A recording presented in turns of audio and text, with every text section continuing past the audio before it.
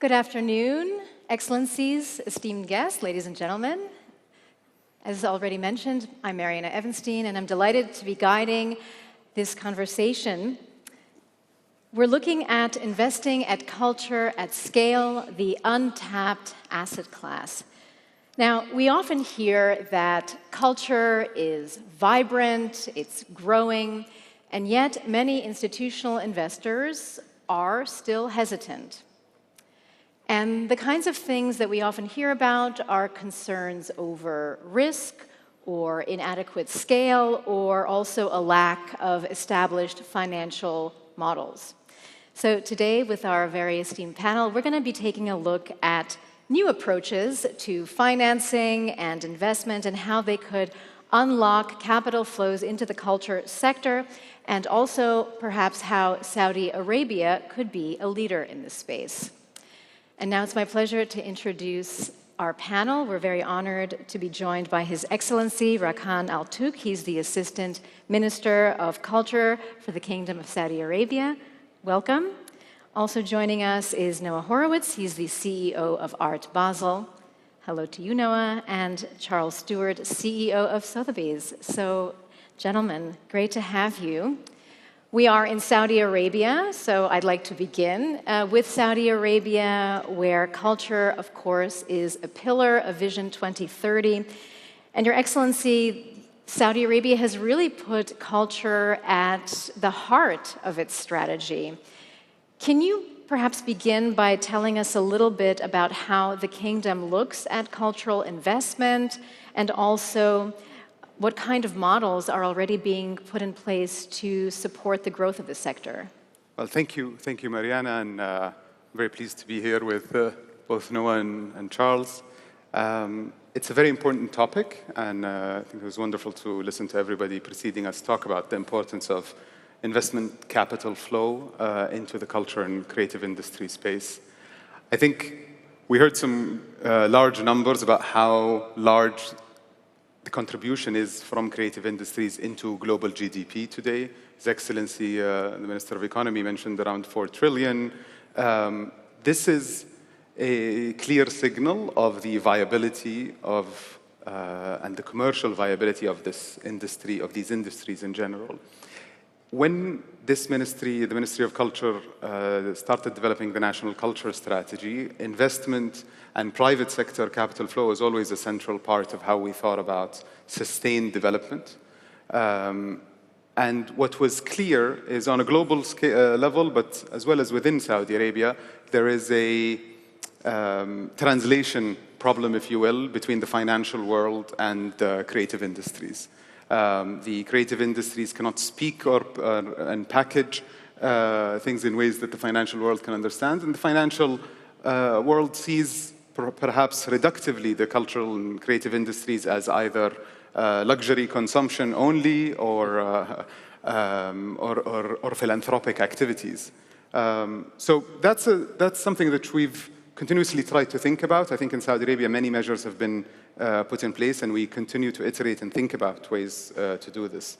The truth is, government spending and investment into the cultural space will always play an important role. Capital, public sector capital, can and will always play something like a first money in, last money out platform setting role that's very important. On that platform, economic activity can be built, whether it's by corporations, individual investors, or the philanthropic community as well. What's clear is the government government spending can tolerate longer duration for return. Government can also accept returns that are not necessarily direct economic, but accept these external social benefits, which is a burden that perhaps typical commercial actors will not stomach in the same way. We can look at government activities even in very mature cultural sectors. One of our largest partners in the cultural sector is France in general. We recently saw an announcement to heavily invest and expand the annual visitation numbers to the Louvre Museum from 8 million to 12 million. You think about an asset like that is a very, very mature and august institution. getting such investment. That's purely a decision that must have been made with an eye on an increased visitation, increased ticket revenue, and increased income for the Louvre. In the Ministry of Culture, we look at things in a bit similar way. We look at these important flagship assets, such as museums or important UNESCO World Heritage sites throughout the kingdom, and think about these as the platform-setting places where government investment can create not only a return for the country nationally, where our objectives for national unity, social cohesion, sense of pride in the kingdom, and heritage preservation are met, but our objective to unlock economic activity on top of this platform is done. We also are looking at different models now for different ways of public-private partnerships. The important thing here is to bring in the private sector not only on small activities, but to think about the private sector as an infrastructure developer, as a real estate developer as well. I'll give an example. Some of the audience may know the Jax district in Dira. Jax is a former warehouse, network of warehouses that was taken over by the ministry. The Dir'iyah Biennial Foundation was set up as an anchor tenant within that district. It became the home of the kingdom's first contemporary biennial. But Jax evolves to become a landlord now for creative production companies. It becomes a landlord for art studios. And this idea of bringing in a halo effect, if you will, from a government-supported initiative, but create outsized returns for private capital is really a way to solve this translation problem. Cultural districts themselves are great sort of contributors to city economies in general through an uplift in real estate prices. Noah would know Art Basel moves into a city and consumer spending increases even if Art Basel is there for a short time. I think in Miami, there's probably an uptick of just during the few days that they are there of $500 or $600 million in people spending within Miami. So just like an anchor tenant can sort of uplift, the idea is to create this cohesive, distributed sort of return effect, a distributed REIT, if you will, with that asset. You can deliver sustained returns for multiple stakeholders at the same time. And I think looking at models like that continuously for us will be how we try to incentivize more and more capital to flow. So, Your Excellency, you mentioned also this lingering false idea of culture as something just that's luxury or it's about philanthropy. And one of the other barriers, it seems, for global investment in culture is the challenge of treating it like an asset class, and how do we evaluate? So valuation is really, really difficult. How do we measure the value of culture? And this is really a problem for investors looking at their returns, because if they can't value it, they're not as likely to want to back it. So that makes sense. Charles, I'd like to turn to you because I know that Sotheby's recently helped stage the Origins auctions in Riyadh, Saudi Arabia, which was huge. So more than $17 million brought in, and also Saudi artists given a new global stage. So that was really a tremendous milestone. And yet, again, as I just said, culture is still not viewed as a fully credible asset class by many investors. So what do you think needs to happen to change this mentality, this mindset, this perception? Well, first of all, thank you for having me here. It's a real pleasure to be on stage with such esteemed co-panelists. And I always enjoy coming to Saudi Arabia in particular precisely because of the breadth of the cultural ambition of this country. And every time I come, I feel like you see it, coming to life. This trip has been no exception. We did, as you say, host the first international auction here in Riyadh earlier this year. Fascinating experience for us. We had 5,000 visitors, hundreds of registered clients from locally and regionally, and I think a very successful outcome for a first effort. One of the most popular aspects of the 2 weeks we were on display were our master classes. And I think education is such an important component of developing confidence as a collector in growing the market. The challenge in the art market, visual art market, from my perspective, is we want to see more and more collectors coming into the market. This is a global market that is ranged between $55 and $70 billion a year. And for it to go to 100 billion, you need, 1 million new collectors around the world coming in. And that should be very doable. But to get there, there's a whole series of things that I think need to develop and grow from where we are today. Some of that is geographic expansion, which we're pursuing here, for example. There's technology expansion, there's education, among other components. But when you put all that together, that somehow is the formula to creating confidence and excitement about, committing personal or institutional capital into the art market. So picking up on geographic expansion, Art Basel, of course, has a track record of acting as a catalyst for market growth in new regions. Also, next year, you'll be entering the MENA region with Art Basel Qatar. So, Noah, just from your perspective, what lessons stand out for you that could help guide how cultural investment can spread more globally? Yeah, well, first of all, thank you again for having me. It's great to be here. I think from an Art Basel perspective, our organization is really an amplifier of activity.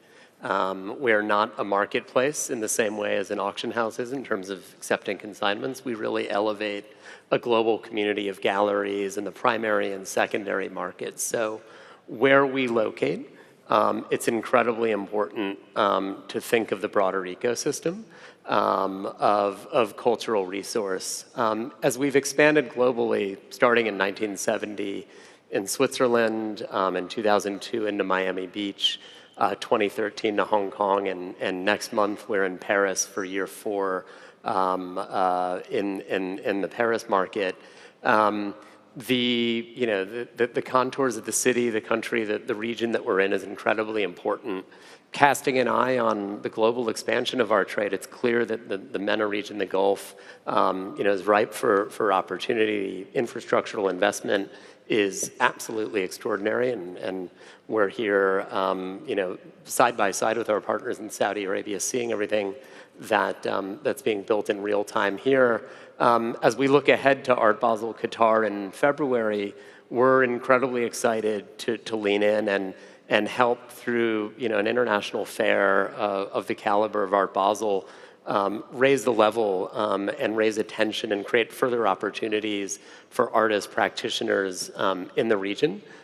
We see it as a very rising tides lifts all boats phenomenon. In terms of the lessons that we've learned over the years, I think there needs to be a really dynamic interplay between the private and the public sector. That is imperative. I think having an entrepreneurial approach that spans beyond the market itself into hospitality, tourism. His Excellency mentioned, the legacy of Art Basel Miami Beach, which is, an event now in Greater Miami that contributes on a year in, year out basis nearly $500 million in economic impact. It's larger than the F1 in Miami. And so those resonant sort of outflows into the community, and that's X spending on art. That's hotels, tourism, and so on and so forth is huge. And so from an investment perspective, I think education is huge. Lowering barriers to entry is vital as we see more and more collectors and art-interested audiences that are coming from different backgrounds, many self-made, entering the market is key. And so all of that comes together under the rubric of culture, and we hope to play an important role going forward in stimulating and activating that wherever we go. So, Your Excellency, you've been listening very carefully. Some of the things mentioned, so education, lowering barriers to entry, infrastructure.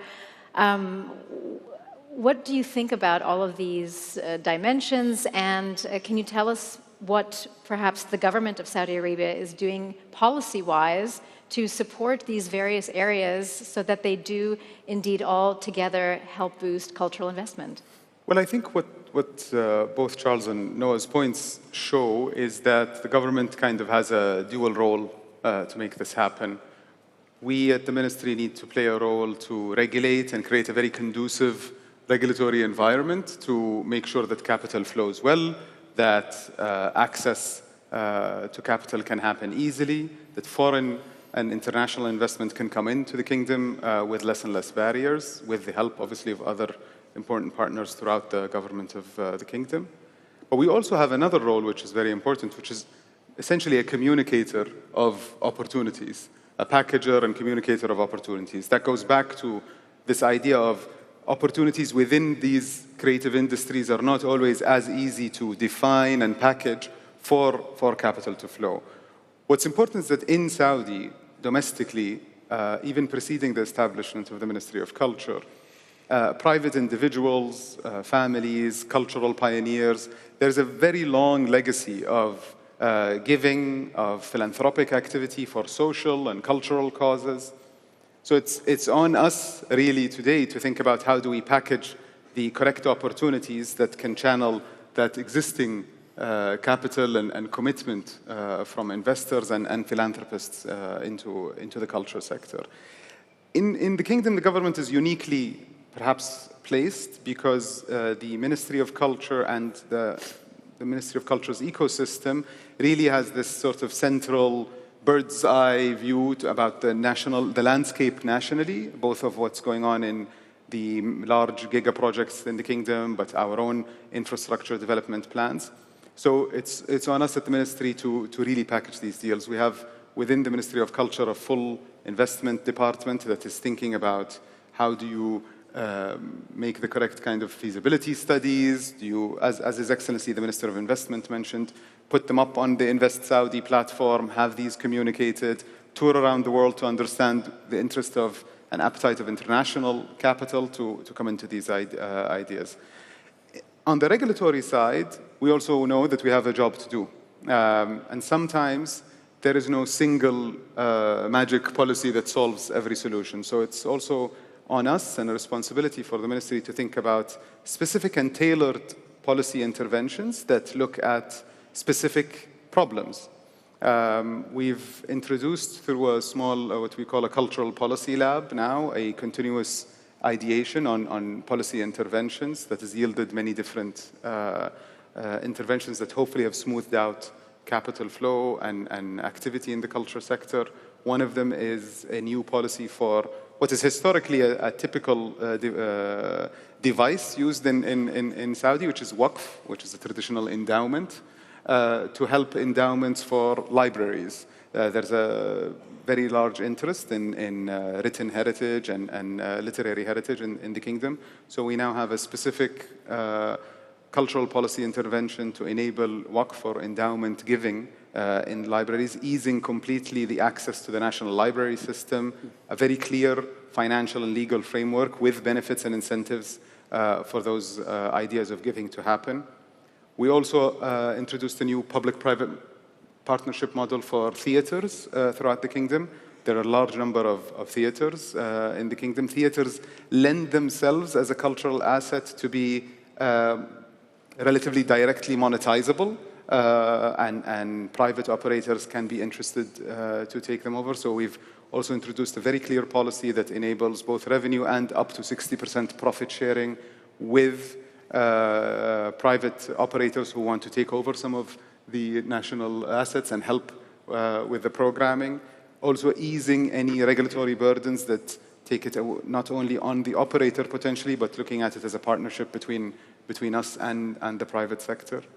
We're also looking at options, as you mentioned, the Origins auction here in Dierة that Sotheby's did, and we're looking at auction houses and auctions to come in Saudi, both also to act as a bit of a catalyst for the art market, to grow a domestic collector base. Yesterday, Charles and I were talking about looking at solutions for incentives, fee exemptions, and customs easing possibilities, to think about attracting auctions, more auction activity in the kingdom. This is important, again, because for us, it doesn't only help Sotheby's or people to come and do their activities in the kingdom, but it helps us grow this domestic collector base, which yields this flywheel effect that was mentioned earlier today. In terms of outcomes, all of these measures, I want to be clear, are not intended to purely shift the financial burden of the cultural sector from the public sector onto the private. The idea is, I hope, is clear, is to do as many measures as possible that grow the size of the pie. There is a role that we should play, as I mentioned earlier, but the idea is to have this overall contribution to the economy increase. And the results so far, even though we are in only a few years in to the National Culture Strategy and on almost the 9-year mark of Vision 2030, is clear. Private sector commitments have already exceeded $1 billion reals in 2024 in the culture sector. Today, as was mentioned earlier, agreements will be announced exceeding 5 billion reals of activity in the culture and the creative and cultural industries in general. And there's an important sustained aim to look for, which is not a one-time effect of a transfer of capital, but a sustained capital flow into the cultural economy. We have a 2030 target of sustained private sector investment of over 500 million reals annually from the private sector that will help continue the sector to grow. I don't want to completely negate the philanthropic activities in the sector, because they're a key component of this, and historically within Saudi Arabia there is a large history of giving. So again, what I hope will happen is, through this restructuring of how the assets within the creative industries look like and how easily capital can flow, that encourages even more giving and philanthropic activity into it. So you convert it from a indistinguishable, hard to understand, difficult to think of as an investable asset class, as you mentioned, but to one that has clear ideas on valuation, on exit opportunities, on incentives, and that hopefully yields an effect that is not only good for our objectives in the cultural sector, but, as was mentioned earlier, is very important to tangential, important economic activities. The tourism industry benefits from this activity. Our general social benefits and social returns for our domestic society will benefit as well.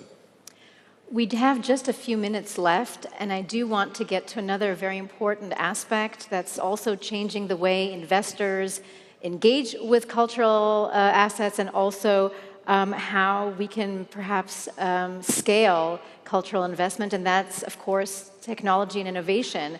And Noah and Charles, I know both of you organizations have really done a lot in terms of innovations and using technology to change how you do things. What impact can that have on investment in a larger scale in culture? So either one of you is free to. I'll start, then I'll go over to you.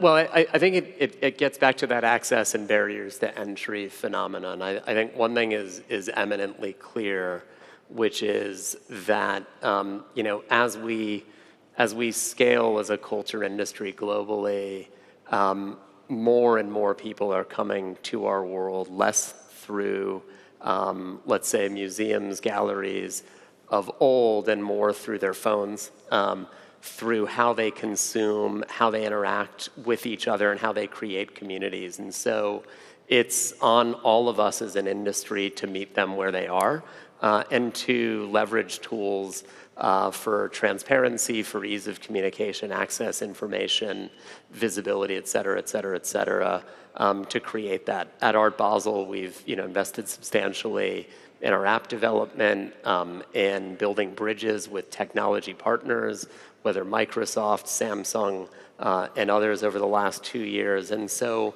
that's really where we are. There's marketplace elements to that, but ultimately for us, it's really about how do we translate information, accessibility for all the things that our galleries are showing, all the things that our artists are creating, and create a better tool to allow those audiences to meet us, also then to enjoy the cities that they're in and experience things not just in the halls of our fairs, but in the cities and regions. Again, really cultural as economic investment catalyst that has a lot of scalable outflows from these events and from these touch points.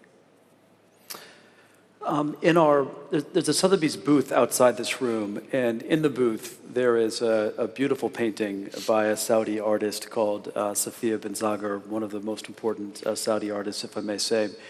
And I encourage you to see it. And it's a very interesting question, technology, because in some ways the visual art community is a world of physical objects, and there's no substitute for standing in front of a painting, experiencing it. And digital is not quite there, in my view, to capture the same emotional response that you have when you stand in front of something.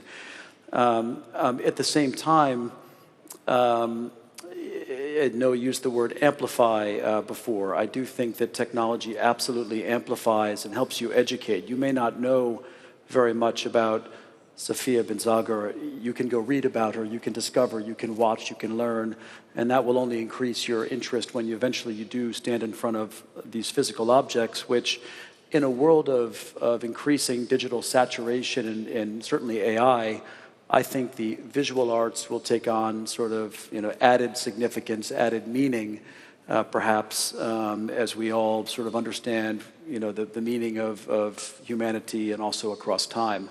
That's a longer philosophical discussion. But whether it's education, whether it's awareness, whether it's authenticity, these are all things where there's a huge role for technology to play. We're investing in these capabilities to grow and engage our audiences more significantly.